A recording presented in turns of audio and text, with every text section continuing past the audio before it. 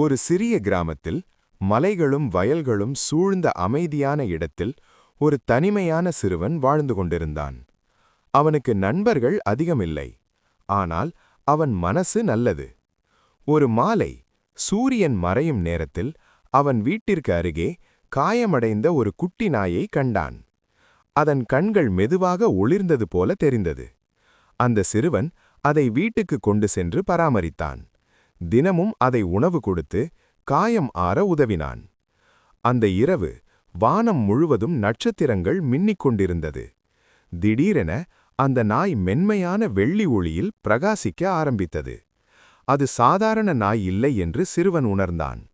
அந்த நாய் வானத்திலிருந்து பூமியை பாதுகாக்க வந்தது. அடுத்த சில நாட்களில் வானத்தில் ஒரு பெரிய தீப்பந்தம் பூமியை நோக்கி விழுந்து கொண்டிருந்தது. யாருக்கும் அது தெரியவில்லை. ஆனால் அந்த நாய் வானத்தை நோக்கி கவலையுடன் பார்த்தது. சிறுவன் அதை புரிந்து கொண்டான். நில ஒளியில் அந்த நாய் பிரகாசமாக வானத்தை நோக்கி குரைத்தது. அதன் ஒளி வானத்தை தொட்டு அந்த தீப்பந்தத்தை மெதுவாக வேறு திசைக்கு திருப்பியது. கிராமம் பாதுகாப்பாக இருந்தது. யாருக்கும் என்ன நடந்தது என்று தெரியவில்லை. காலை வந்தபோது அந்த நாய் மெதுவாக தனது ஒளியை இழந்தது. அது மீண்டும் ஒரு சாதாரண நாயைப் போல அமைதியாக இருந்தது. ஆனால் சிறுவன் உணர்ந்தான், அவன் நண்பன் ஒரு உண்மையான நட்சத்திர வீரன் என்று.